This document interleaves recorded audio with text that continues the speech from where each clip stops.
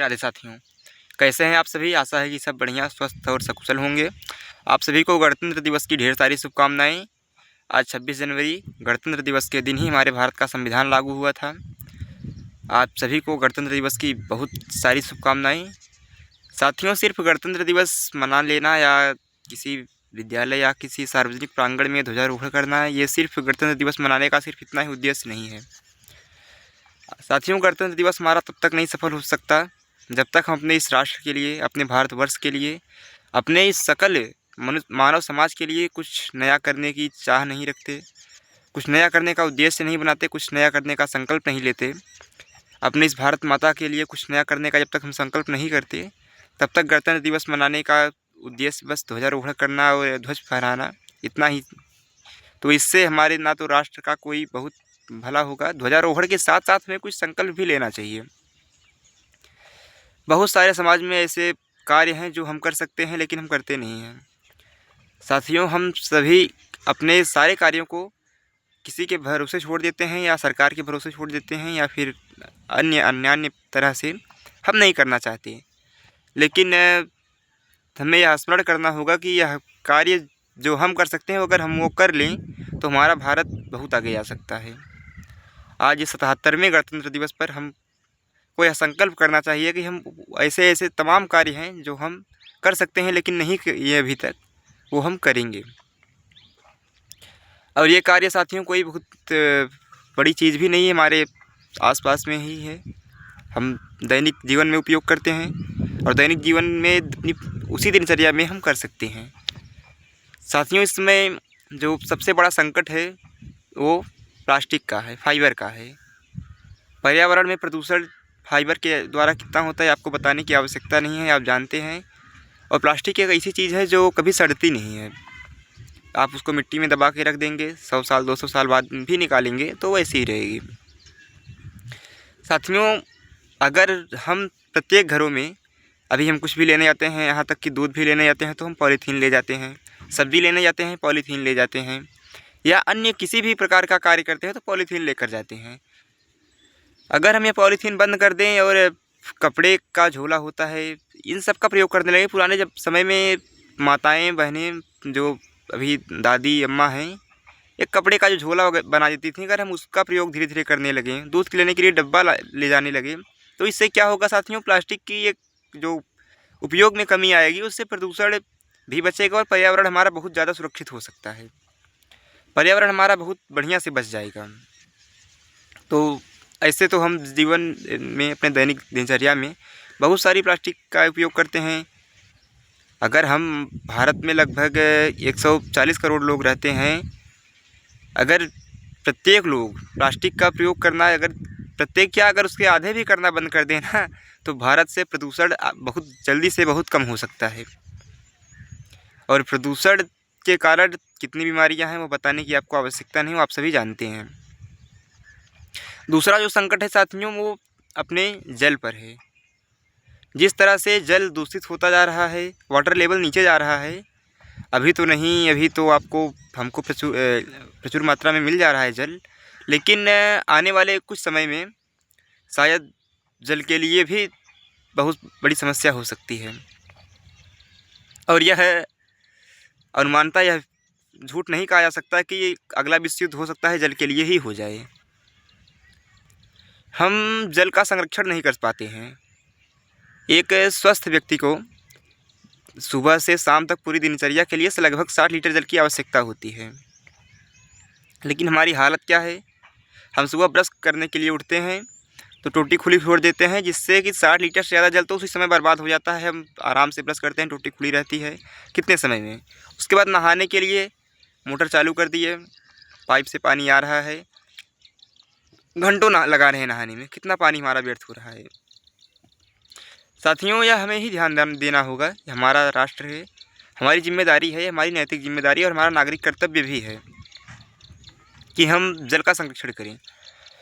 समुद्र का खारा जल पीने योग्य है नहीं। नदियों का जल आप देख ही रहे हैं कि कितनी नदियों में कैसे खुले नाले छोड़ दिए गए हैं, सीधा नाले नदियों में डायरेक्ट मिल रहे हैं, और उसकी गंदगी प्रदूषण धीरे धीरे वो नदियों को भी अस्वच्छ कर रहे हैं, अशुद्ध कर रहे हैं। नदियों का पानी भी धीरे धीरे हमारे लिए शुद्ध नहीं रह जाएगा। ऐसी बहुत सारी नदियां हैं जिसमें बहुत सारे ऐसे नाले हैं जो सीधे जा रहे हैं नदियों में बिना कहीं किसी रोक टोक के। उसमें गंदगी दुनिया भर की सब कुछ बह रहा है। तो धीरे धीरे नदियाँ अगर सोचिए, अगर नदियाँ प्रदूषित हो गई, जल का एक बहुत बड़ा स्रोत नदियों से अगर हमने खो दिया उसको, तो फिर हम जल का स्तर कितना नीचे जाएगा और हम बहुत ही जल्दी जल की कमी महसूस करने लगेंगे। तो जल हमारे लिए कितना आवश्यक है ये बताने की ज़रूरत नहीं है, क्योंकि बहुत जगह हमने पढ़ा भी है कि जल ही जीवन है। ये सत्य है कि बिना जल के जीवन संभव नहीं है। और इसका ध्यान भी हमें ही आपको देना होगा, क्योंकि ये हमारे आपके परिवेश में भी ऐसा होता है कि हम लोग ही जल कितना व्यर्थ कर देते हैं। अगर हम प्रत्येक दिन जितनी आवश्यकता है उतना ही जल का अगर इस्तेमाल करें तो हम बहुत सारा जल बचा सकते हैं। वाटर लेवल किस तरह से नीचे जा रहा है ये आपको बताने की ज़रूरत नहीं है, आप देख ही रहे हैं। और अगर वाटर लेवल इसी तरह से नीचे चलता गया तो अगले 150 सालों में कितनी जल की हमारे यहाँ कमी हो जाएगी ना, कि पूछिए ही मत। नदियों के माध्यम से जो जल मिलता है उसको हम गंदा कर ही रहे हैं, नालों के माध्यम से। इस तरह से जल भी एक हमारे समाज पर समस्या है। अगर हम इसी 26 जनवरी यह उद्देश्य करें या संकल्प लें कि हम जल को उतना ही उपयोग करेंगे जितनी की हमारी आवश्यकता है, तो हम बहुत सारा जल बचा सकते हैं और आने वाले भविष्य के एक बड़े संकट से बच सकते हैं। और तीसरा उद्देश्य जो हम कर सकते हैं ये हमारे पर्यावरण पर है। हमारे यहाँ पर्यावरण में आप सभी देखते हैं कि पेड़ पौधे किस तरह से कटे जा रहे हैं। साथियों, यह हम सभी बचपन से ही पढ़ भी रहे हैं।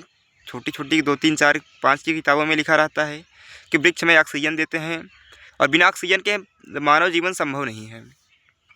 और वृक्ष सिर्फ ऑक्सीजन के साथ साथ हमारी बहुत तरह से सहायता करते हैं। सूख जाने के बाद लकड़ियाँ भी होती हैं, पत्तियाँ होती हैं, उनकी छाया देती हैं, जो ऑक्सीजन देते ही रहते हैं वृक्ष में। और तमाम प्रकार के जो बनते हैं, कारीगरी होती है उसकी लकड़ियों से। और उसके साथ साथ भी हमारे जीवन में मिट्टियाँ एक जगह बांध कर रखते हैं पर्वतीय क्षेत्रों में, जहाँ और अन्य क्षेत्रों में मिट्टी को एकत्रित करते हैं। हम लोगों ने पढ़ा ही होगा, मृदा अपरदन को रोकते हैं वृक्ष।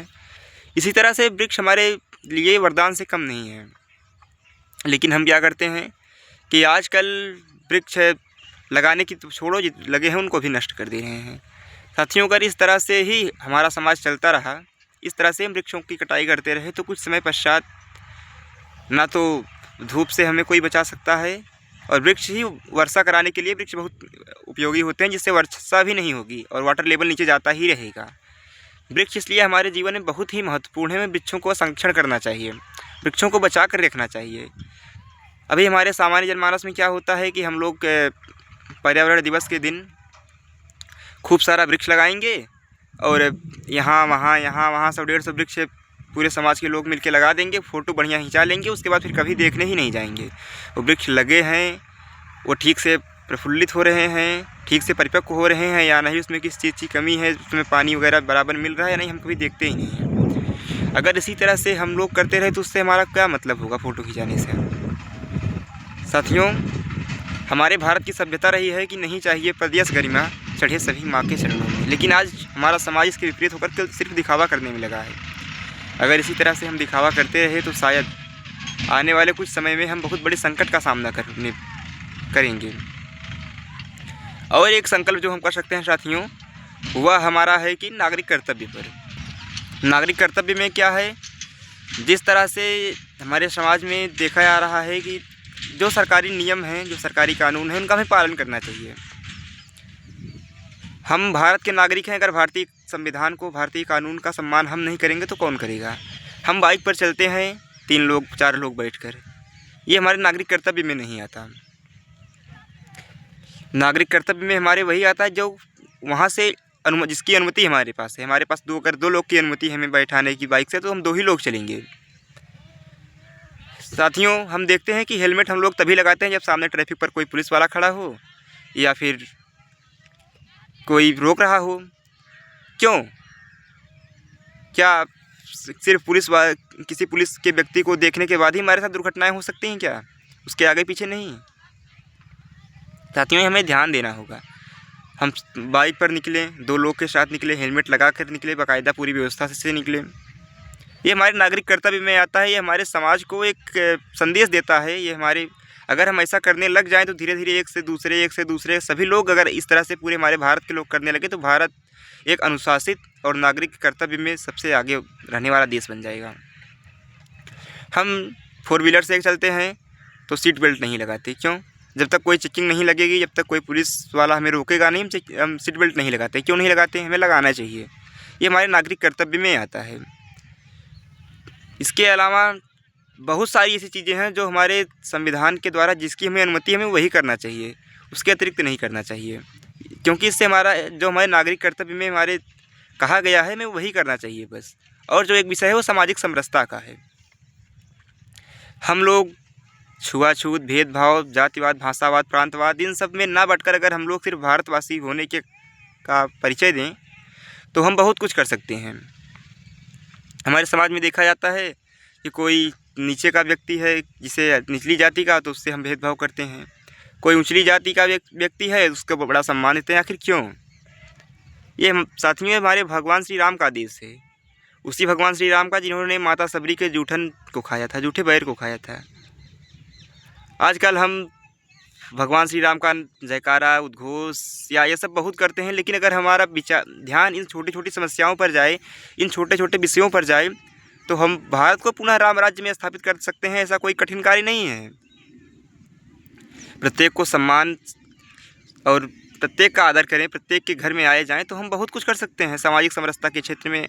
और अगर सामाजिक समरसता रही तो हम एक दूसरे का सहयोग करते रहे तो भारत को बहुत बड़ी से बड़ी समस्याओं से हम निपटा सकते हैं, आराम से, शांति से बचा सकते हैं। इस समय भारत में यह बहुत विकराल रूप से यह समस्या फैल रही है कि सामाजिक समरसता की कमी। साथियों हमें ही ध्यान देना होगा। गणतंत्र दिवस के दिन अगर हम इतने कुछ संकल्प के साथ कि हम अगले वर्ष तक या हम आज के बाद ऐसा नहीं करेंगे, ऐसा ही करेंगे, तो हमारा गणतंत्र दिवस सफल हो गया। साथियों गणतंत्र दिवस ऐसे ही नहीं आया है। हमारा देश ऐसे ही नहीं स्वतंत्र हुआ। इसके लिए बहुत सारे लोगों ने अपने प्राणों को आहुति दी है। यह गणतंत्र दिवस 23 मार्च से होकर गुजरा है, जब हमारे वीर भगत सिंह, राजगुरु और सुखदेव के साथ फांसी के फंदे पर झूल गए। यह चंद्रशेखर आज़ाद की शहादत के बाद हमें प्राप्त हुआ है।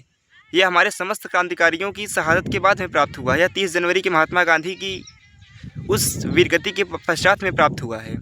क्यों ना हम इसके लिए कुछ करने का हम भी संकल्प लें।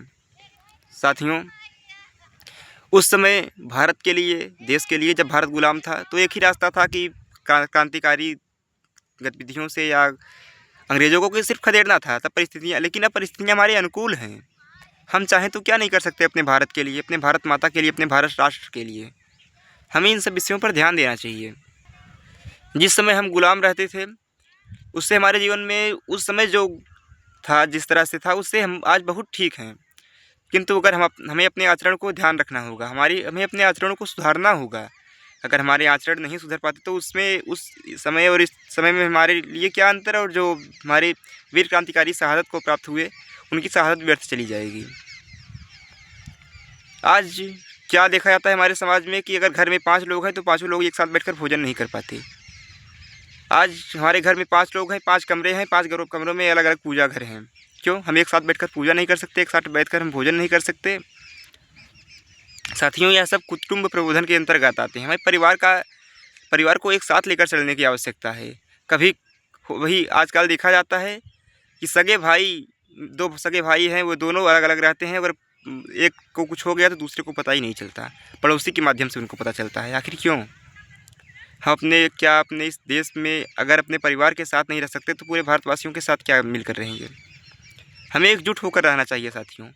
और आज गणतंत्र दिवस के दिन हमें इन सब संकल्पों के साथ ही ध्वजारोहण करना चाहिए। और सूर्यास्त के बाद ध्वज को अपने उतार लेना चाहिए सूर्यास्त के समय, क्योंकि यह राष्ट्रीय ध्वज का सम्मान के लिए ऐसा कहा जाता है कि सूर्यास्त के बाद ध्वज नहीं फहरता। इन सब विषयों के साथ हम सभी गणतंत्र दिवस को बढ़िया से धूमधाम से मनाएं। उन समस्त वीर महापुरुषों को याद करें जिन्होंने हमारे संविधान को लागू होने में, हमारे भारत को स्वतंत्र कराने में अपना अतुलनीय योगदान दिया। इन्हीं सभी शब्दों के साथ आप सभी को पुनः गणतंत्र दिवस की ढेर सारी शुभकामनाएं। आप सभी स्वस्थ रहें, मंगल रहें, कुशल रहें, यही कामना के साथ राधे राधे।